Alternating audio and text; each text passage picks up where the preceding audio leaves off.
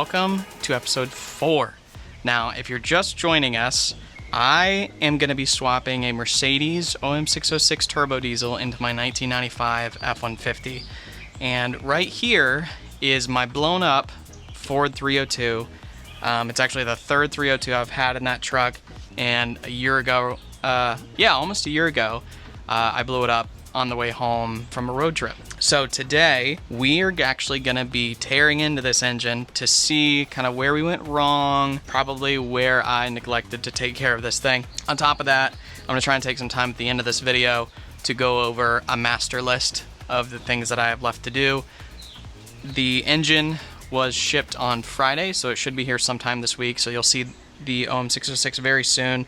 In the last episode, I pulled this motor, we cleaned out the engine bay, found a few stress fractures in my engine cradle just next to my frame, so I'm going to have a buddy actually come over today, hopefully, to show me what metals I need to buy, what welding process we're going to go through, and a little bit of that. For now, let's start tearing this thing down and see where I messed up. Okay. So, this oil honestly should not be that bad. I changed it last year when I got back from this road trip.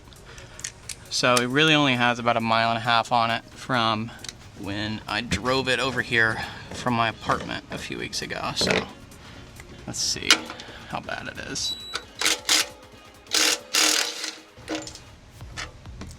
Ooh.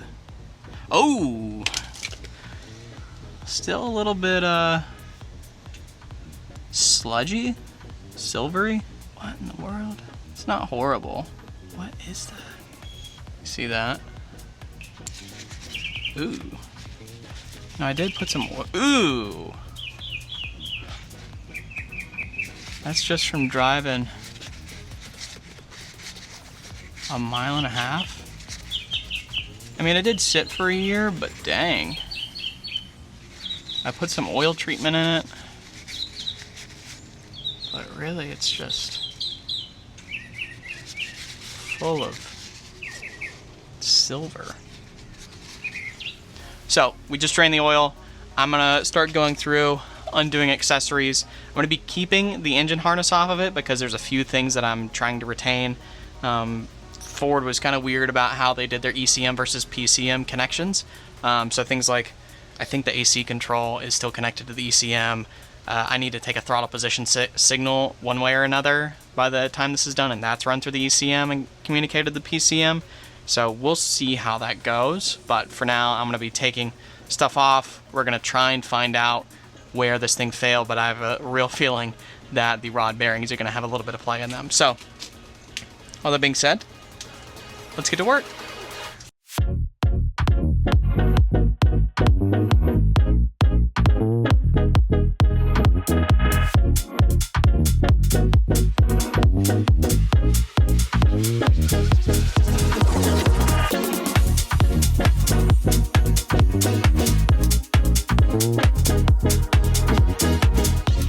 Let's take this oil pan off to see what kind of damage I did. Place your bets now.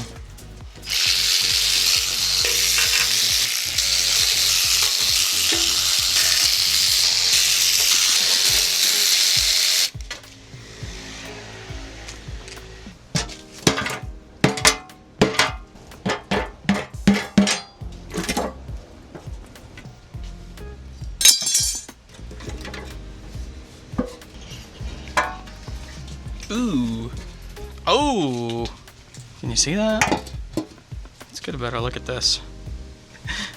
It's glistening. Oh my god. What? That sucker's shining. Oh. Oh. Ooh, that's in my finger. Whoops. Okay. Alright. Well, that is a solid piece of metal. From where? I don't know. Somewhere in the engine. Not good. Ay, ay, ay, ay, ay. Like, look at that. This oil has 1.5 miles on it. This engine has only 25,000 miles on it, maybe less from the remanufacturer. I always did my oil changes early. I mean, fuel soaked the bearings, I think, but still, what is that from? A piece of gasket? I just want to see how bad it is. Like, look at that in the sunlight. That is just metallic sludge all day long, dude. Crazy. I drove this junk 600 miles. I mean, there's long pieces of metal in there. It almost looks like piston ring material, but... Oh. I don't know, a little bit. Side to side with that one. There's your noise. There's your noise. Let's see if we can show you that.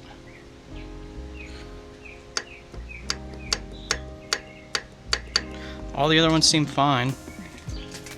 These are moving side to side a little bit. I mean, she's cooked. You can see a little bit of scoring on the side of the pistons. That sucker's done for. So, sorry for it being such a short episode. I really just wanted to tear this down and at least find where the rod knock was coming from. I'm going to try and get rid of this engine. We'll see. I have a buddy who might want to rebuild it, might not, but if not, I'll just throw it on Marketplace for $100 and call it a day. You saw me before take off the engine harness and a few other things. That's because I'm going to try and retain the stock PCM and ECM for now. I did buy a Quick Shift 4 from US Shift to pair with my 4R70W, but I'm going to just see if I can retain the stock PCM without having to change anything around. Because truthfully, I want to make this swap as straightforward and as simple as possible. So if other people want to emulate me, I'm going to have all the details that you need to have to do a Mercedes OM606 turbo diesel swap in your older Ford, in an OBS Ford. So yeah, so stick with me for now. I'm going to try and be as detailed as possible, but I'm going to pull up the master list of the things that I think we have left to do.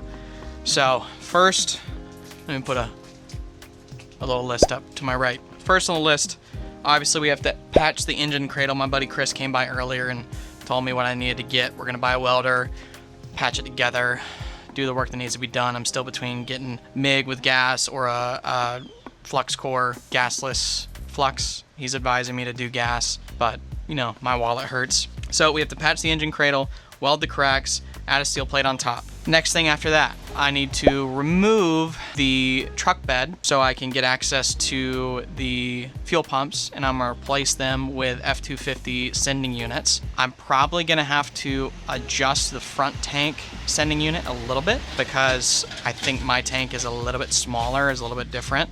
So I might have to bend and cut some pipes here and there. There's an inline fuel filter that I need to remove completely and just put regular fuel line in there because there's already a fuel filter on the 606. After that, obviously we'll change the oil in the 606 when we get it. I'm gonna try and bore scope just to inspect because we are getting a used motor. It's not a rebuilt motor. It is literally just pulled out of a running car, guaranteed to run. We're gonna install the injection pump together. Obviously I have to replace the vacuum pump gasket. I need to replace the lift pump gasket, which I already have. And then this has to do with the PCM situation, is I'm gonna try and fit a throttle position sensor on the 606 injection pump. I think I have an idea on how it's gonna work, but we'll cross that bridge when we get there. After installing the injection pump, we did get a turbo kit, a hybrid turbo kit, so we're gonna install the turbo and the oil lines, which I've never done before. After that, we'll mount the transmission adapter and flywheel, so shout out to transmissionadapters.com for hooking me up there. I'm actually gonna have a discount code for anybody that wants to purchase the same transmission adapter that I did. That'll adapt your Ford AOD 470W E4OD style transmission, small block Ford pattern transmission to the OM606. We'll mate the engine to the trans. I'll put you know, some 2x4s or whatever under the engine to support it while we work on fabricating the motor mounts. Now, I don't know if it's gonna work, but my hope is that I'll be able to use my factory 302 mounts and then put some plates of steel on top of it, either weld it or bolt it to it. I won't know until I have the 606 in the engine bay to really kind of eyeball where things go. But luckily it is a pretty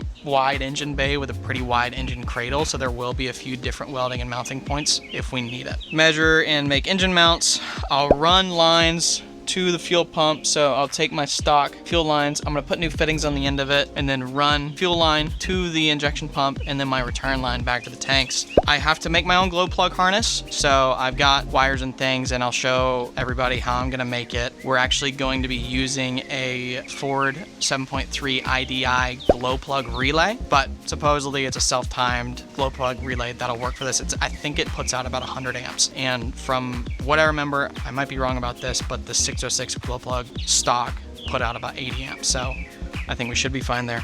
I need to install the throttle cable. So the throttle cable situation is a little bit odd. It's gonna have to mount from the front. I'm probably gonna have to end up extending my throttle cable a little bit. I'm not sure how much, I won't know till it's in there, but I'll have to come up with my own throttle cable linkage. I got a little throttle cable plate that mounts over the fuel heater on the 606, but hopefully it'll just be pretty straightforward. I'm just gonna have to extend it a little bit. Install/wire the vacuum solenoid shutoff. So the reason I love the 606 is because everything's mechanical. I really only need to wire up the things like the glow plug harness, obviously my starter. The thing to actually make the engine run is this little vacuum solenoid. I can't remember what the exact part number is called. I'm gonna put it on the screen later. I'm gonna put it in the blogs where people can see it, but it's a factory, it's just like a can't remember what it's called, air redirection solenoid. So you put power to it and it just switches the direction the vacuum goes. But when you turn the key off, shuts the engine off, cuts fuel, you're good to go. So that's the only thing that I'll have to wire to make it shut off. We're going to test fire the engine. So we'll put new oil in it, obviously, but test fire the engine, make sure it all runs good. I'll reinstall the front end, front clip. I'll make an intake, just a couple of pipes mounted in front of the turbo. I'm gonna try and take it over as far to the corner as I can for just good cooler airflow. Add an electric fan or use a clutch fan if it fits. So the 606 has a clutch fan on the front of it, but it's really short compared to what the Ford motor had, and it's offset a little bit. So I don't think I'm gonna be able to use my stock fan shroud. So I might end up going with an electric fan instead. But I'd prefer to keep the clutch fan if possible, just to keep everything mechanical and keep it straightforward. I'd like to have as few wires as possible in this situation. After that, plumb coolant lines to the radiator and heater core. I'm just gonna have to make new coolant lines, won't be a big deal. Just gotta plumb that in. Plumb intercooler piping. I'm just gonna buy the generic eBay, Amazon, AutoZone intercooler piping. I'm gonna try and get a good intercooler. I don't know how it's gonna fit, what size I need to get, so we're gonna have to cross that bridge once we get the front end back on the truck. Make exhaust. After that, it's a whole set HE 250, so I have a V-band on the back of that, and I'll just have my buddy Chris or somebody else fabricate some exhaust pipe that goes down. I should be able to just go on the passenger side of the transmission, because I still have my old exhaust from the 302. I'm going to be using 3-inch exhaust pipe, and that's a 3-inch pipe back there, so I should just be able to mate it up at the bottom. Retrofit oil pressure sensor. I'm trying to retain as much factory sensors as possible. So temperature sensor, obviously, we'll have that. Mercedes is weird. It has an oil level sensor from factory, but I don't think it comes stock with a oil pressure sensor. I think there's a bung on top of or underneath the oil filter housing that I'll be able to tap into. But I'm gonna try and retain the factory oil pressure sensor, which is another reason I'm keeping my ECM to take my throttle position, RPM, AC controls, and the oil pressure sensor, and the coolant temp sensor. Test drive, so after that we'll do a test drive, and then once that's all said and done, most important thing, get AC lines made for this engine, because we live in Florida, it gets hot, and I refuse to drive a car that does not have AC, because I do want to daily drive this thing. I do want this thing to be with me for the rest of my life. So if I'm gonna do it, it's gonna have AC, and that's just how it's gonna be. So I'll have to get new lines made for the Mercedes AC compressor on it. I think that really is all I'm gonna have to do. The high pressure lines and the signal lines I'll have to wire in, but that shouldn't be too hard. As of now, that is the last thing that I have on my list. I might have to pull RPM signal from the alternator on the W line, we'll see. But that's going to be something that we do at the very end. For now, that's my master list. So we'll see how quickly we can get that done. I'm hoping that we'll be able to start hammering things out as soon as this engine gets here.